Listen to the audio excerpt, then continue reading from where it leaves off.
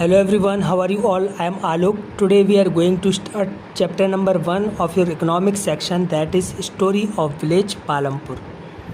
तो सबसे पहले हम इस चैप्टर का ओवरव्यू देखते हैं कि ये चैप्टर हमें क्यों पढ़ना है, क्यों ज़रूरी है। ओके, तो सबसे पहले इस स्टोरी का जो पर्पस है वो है कि आपको प्रोडक्शन के बेसिक कंसेप्ट से इंट्रोड्यूस कराना। ओके, मतलब कि जो भी गुड्स एंड सर्विसेज प्रोड्यूस होती हैं उनके पीछे क्या रिसोर्सेज होते हैं, है ना, कैसे उन्हें यूज़ किया जाए।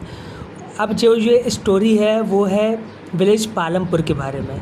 पालमपुर कोई एग्जिस्टिंग विलेज नहीं है, ये एक हाइपोथेटिकल विलेज है, मतलब कि इमेजिनरी विलेज। केवल एक इमेजिन किया गया है कि कोई एक विलेज है, उसमें कैसे लोग रहते हैं, कैसे प्रोडक्शन होता है।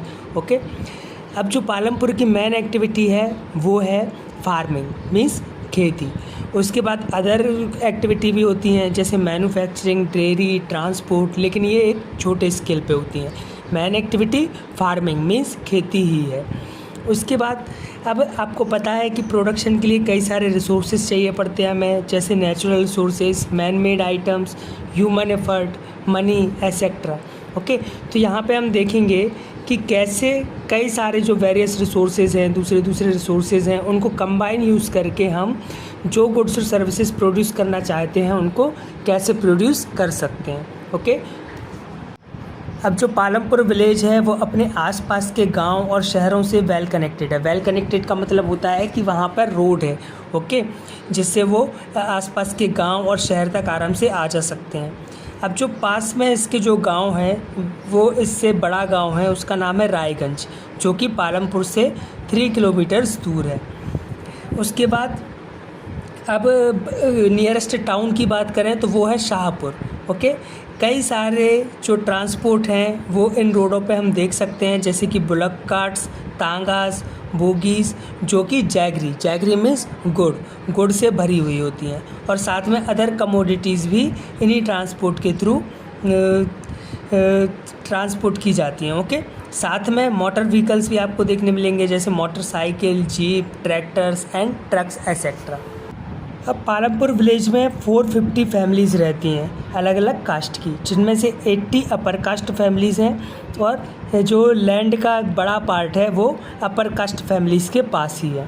इनके हाउस काफ़ी बड़े होते हैं, साथ ही ये ब्रिक और सीमेंट से बने हुए हैं, है ना, ईंटों से और सीमेंट से, मतलब कि पक्के मकान बने हुए हैं। और दूसरी जो कास्ट है वो है दलित, जो कि 1/3 पॉपुलेशन है।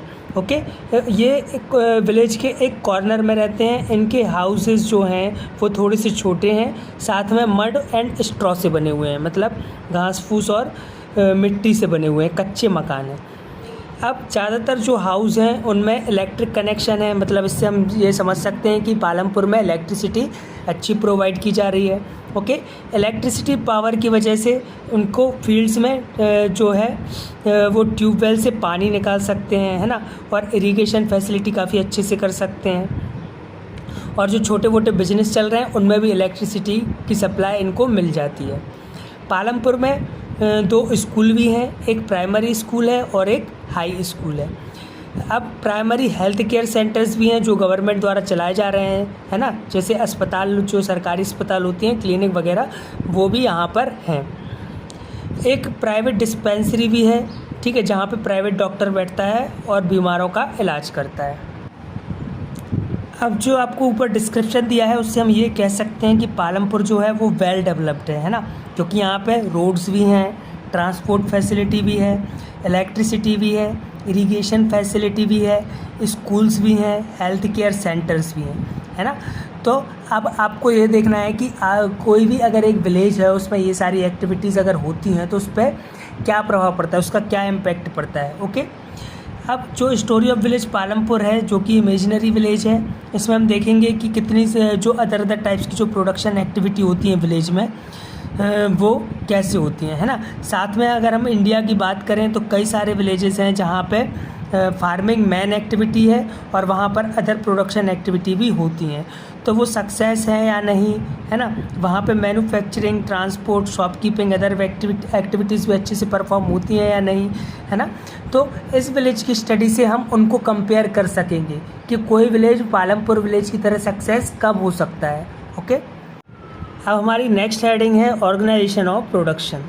अब प्रोडक्शन का मेन एम क्या रहता है कि प्रोड्यूस करना वो गुड्स एंड सर्विसेज जो हमें ज़रूरी हैं। ओके, ये मेन एम होता है प्रोडक्शन का। अब प्रोडक्शन के लिए 4 चीज़ें की रिक्वायरमेंट भी होती है। आप अगर खुद प्रैक्टिकली सोचें कि कोई भी चीज़ अगर हमें किसी भी चीज़ का प्रोडक्शन करना है तो उसके लिए क्या क्या चीज़ें रिक्वायर होगी, है ना। तो पहली चीज़ क्या रिक्वायरमेंट होगी, लैंड। ओके, क्योंकि लैंड से ही आपको जगह मिलेगी जहाँ पे आप कोई प्लांट डाल सकते हो। साथ में वहीं से हमें नेचुरल रिसोर्सेज मिलते हैं जैसे कि water, forest and minerals. Second requirement होती है लेबर की। लेबर क्या होता है कि जो हमारे लिए काम करेगा। ओके, प्रोडक्शन एक्टिविटी में मैन पावर भी लगती है तो वो हमारे लिए वर्क करेंगे। ओके, तो उन्हें सेकंड रिक्वायरमेंट में हम लेबर को रखते हैं। उसके बाद थर्ड रिक्वायरमेंट भी है फिज़िकल कैपिटल। फिज़िकल कैपिटल में 2 चीज़ें आ जाती हैं जैसे कि फिक्स्ड कैपिटल। किसी भी चीज़ के प्रोडक्शन के लिए आपको टूल्स चाहिए पड़ेंगे, मशीन चाहिए पड़ेगी, बिल्डिंग्स चाहिए पड़ेगी। ओके, जनरेटर चाहिए पड़ेगा, टरबाइंस, कंप्यूटर्स वगैरह, ये सारी चीज़ें किस में आ जाती हैं, फिक्स्ड कैपिटल में। उसके बाद आपको वर्किंग कैपिटल भी चाहिए पड़ेगी। तो वर्किंग कैपिटल में रॉ मटेरियल और मनी आ जाता है ना। किसी भी चीज़ को अगर जैसे आप पॉटरी बना रहे हैं तो उसके लिए आपको मिट्टी चाहिए पड़ेगी, तो मिट्टी उसके लिए रॉ मटेरियल है। आप अगर शुगर बना रहे हैं, शक्कर, तो उसके लिए गुड़ जो है वो रॉ मटेरियल है। ओके, तो इसी तरह रॉ मटेरियल जो है वर्किंग कैपिटल के अंदर आता है। दूसरी चीज़ होती है आपकी मनी इन हैंड, मतलब कि पैसा। पैसा भी आपका वर्किंग कैपिटल का ही पार्ट है। तो यहाँ पे 3 चीज़ें हमने डिस्कस कर ली हैं। पहली है लैंड, दूसरी है लेबर, तीसरा है फिजिकल कैपिटल जिसके अंदर फिक्स्ड कैपिटल और वर्किंग कैपिटल आती है। फोर्थ जो चीज़ है वो है ह्यूमन कैपिटल। अब आपको पता है कि कोई भी फैक्ट्री है अगर, है ना, वहाँ पे लेबर्स काम कर रहे हैं मशीनों पे, लेकिन आपको एक सुपरवाइज़र भी चाहिए होगा जो उनको गाइड करे, है ना। अगर आप कोई मकान बना रहे हैं तो आपको एक इंजीनियर चाहिए होगा जो उस मकान को बनाए, मतलब सुपरवाइज़ करे वर्कर्स को कैसे मकान बनाना है। अगर आप बीमार हैं तो आपको एक डॉक्टर चाहिए जो आपकी देखभाल करे। ओके, तो इन सब को हम क्या बोलते हैं, ह्यूमन कैपिटल। ओके, इसको हम नेक्स्ट चैप्टर में अच्छे से डिस्कस करेंगे। अभी हम इनकी बात करते हैं। तो जो 4 चीज़ें हमने पढ़ी हैं ये कहलाती हैं फैक्टर ऑफ प्रोडक्शन। क्या कहलाती हैं, फैक्टर ऑफ प्रोडक्शन। प्रोडक्शन के ये 4 फैक्टर हैं कि प्रोडक्शन के लिए हमें ये 4 चीज़ें तो पहले चाहिए ही चाहिए। ओके, अब पालमपुर में भी हम देखेंगे कि कैसे जो है लैंड कैसी है, वहाँ की लेबर अवेलेबिलिटी क्या है, फिज़िकल कैपिटल है कि नहीं। ओके, तो अब हम पढ़ेंगे पालमपुर के फैक्टर ऑफ प्रोडक्शन के बारे में। अब नेक्स्ट हेडिंग है हमारी फार्मिंग इन पालमपुर। तो सबसे पहले लैंड इज़ फिक्स्ड। अब जो पालमपुर में 75% पीपल जो हैं वो फार्मिंग पे डिपेंड है, जैसा कि अपन ने पहले बात की थी, है ना, क्योंकि मेन एक्टिविटी फार्मिंग ही है। तो वो या तो फार्मर है या तो फार्म लेबर्स है। फार्म लेबरर्स मीन्स क्या होता है कि जो खेतों में मजदूरी करें। ओके, अब अगर हम लैंड की बात करें तो पालमपुर में जो लैंड है उसको कभी भी नई जगह पे एक्सपेंशन करके नहीं बनाया गया है ना। मतलब कि जैसे जो विलेज है उसके अंदर ही जो वेस्टलिस्ट लैंड है ना, कि मतलब कि ऐसी लैंड जो बंजर पड़ी हुई है उसी को इन्होंने कल्टीवेटेड लैंड में कन्वर्ट किया है। अलग से पूरे गांव को इन्होंने एक्सपेंशन नहीं किया है, गांव को नहीं बढ़ाया है। ओके, अब जो स्टैंडर्ड यूनिट है लैंड को मीज़र करने की वो है हेक्टेयर। तो जो 100 मीटर का स्क्वायर होता है, ओके, 100 मीटर्स को मीज़र करके उसका एक स्क्वायर बना के जो एरिया होता है उसे ये लोग 1 हेक्टेयर बोलते हैं। लोकल यूनिट बीघा और गंथा में भी ये लोग उसको लैंड को मीज़र करते हैं। अब हमारी हेडिंग है is there a way one can grow more from the same land. क्या एक ही लैंड से कोई एक ज़्यादा से ज़्यादा फसलें उगा सकता है। तो पहले हम पालमपुर विलेज की बात करें तो ये उत्तर प्रदेश के वेस्टर्न पार्ट में सिचुएटेड है और यहाँ पर जो लैंड है वो सारी कल्टीवेटेड है ना। यहाँ की लैंड मतलब अच्छी भी है जिससे मतलब ज़्यादा से ज़्यादा फसलें हम उगा सकते हैं। तो अब पालमपुर में होता क्या है कि जो रैनी सीज़न होता है, ओके, रैनी सीज़न मतलब जो जून जुलाई से स्टार्ट होता है, उसमें ये उसको खरीफ सीज़न बोलते हैं, खरीफ। और इसमें ये जो मेन फसलें उगाते हैं वो होती हैं ज्वार और बाजरा। अब जो ज्वार बाजरा होता है ज़्यादातर कैटल फीड के लिए यूज़ किया जाता है ना, मतलब जो जानवर हैं उनको चराने के लिए, और बाकी का कई अदर पर्पस के लिए भी यूज़ किया जाता है। उसके बाद ये अक्टूबर दिसंबर में पोटैटो की कल्टीवेशन करते हैं, मतलब आलू उगाते हैं। ओके, उसके बाद विंटर सीज़न को ये लोग रबी सीज़न बोलते हैं। ओके, अब जो रैनी सीज़न है उसको बोलते हैं खरीफ सीज़न, और विंटर वाले को क्या बोलते हैं, रबी सीज़न। रबी सीज़न में ये पूरा का पूरा व्हीट उगाते हैं, मतलब कि गेहूँ। ओके, अब जो गेहूँ ये उगाते हैं वो अपने यूज़ के लिए भी रखते हैं, फैमिली कंजप्शन के लिए, और जितना सरप्लस बचता है उसको रायगंज के बाज़ार में बेच देते हैं। अब अपने लैंड का कुछ एरिया ये लोग शुगर कैन के लिए, शुगर कैन उगाने के लिए यूज़ करते हैं। शुगर कैन की जो फसल है वो साल में एक बार ही लगती है। ओके, तो एक पूरा साल भर शुगर कैन के लिए देना पड़ता है, तो एक एरिया ये अलग से कल्टीवेट करते हैं शुगर कैन के लिए। शुगर कैन आप जानते ही होंगे, इससे गुड़ बनता है ना, जैगरी, जो कि शाहपुर के ट्रेडर्स को ये लोग बेच देते हैं। अब पालमपुर में क्या रीज़न है कि ये लोग अलग अलग क्रॉप एक ईयर में उगा सकते हैं, तो इसका मेन रीज़न है well developed system of irrigation, मतलब कि यहाँ पर सिंचाई के जो सिस्टम है वो काफ़ी ज़्यादा डेवलप्ड है। अब गवर्नमेंट ने कई ट्यूबवेल्स जो हैं लार्ज एरिया में खुदवा दिए किसानों के लिए, ताकि ये लोग सिंचाई अच्छे से कर सकें, लेकिन जल्दी फार्मर्स ने भी अपने प्राइवेट ट्यूबवेल्स भी लगा लिए। ओके, तो 1970s से बात करें तो यहाँ पे ज़्यादातर एरिया जो है लगभग 200 हेक्टेयर एरिया वो पूरी तरह इरीगेटेड है, मतलब कि वहाँ पर सिंचाई हो सकती है। तो इसी कारण से ये लोग एक ही पीस ऑफ लैंड पे कई सारी फसलें उगा सकते हैं। इसको मल्टीपल क्रॉपिंग भी बोलते हैं। अब जो पालमपुर के फार्मर्स हैं वो जनरली 2 क्रॉप उगाते हैं, 2 मेन क्रॉप उगाते हैं, जो कि अब आपको बताई थी हमने, है ना, व्हीट और शुगर कैन। लेकिन कभी कभी थर्ड क्रॉप भी ये लोग उगा लेते हैं, यूज़ कर लेते हैं, जो कि कहलाती है पोटैटो। ओके, आलू। अब यहाँ पे आपको एक टेबल दी गई है जो कि directorate of economics and statistics, department of agriculture, cooperation and farmer welfare ने इशू की है। तो यहाँ पे इंडिया में टोटल कल्टीवेटेड लैंड की बात हो रही है। तो आप देख सकते हैं चार्ट में 1950 में 129 मिलियन हेक्टेयर हमारे पास पूरे इंडिया में कल्टीवेटेड लैंड थी, जो कि धीरे धीरे बढ़ती गई। उसके बाद 2014-15 में अगर अपन देखें तो 155 मिलियन हेक्टेयर कल्टीवेटेड एरिया है जहाँ पर खेती होती है।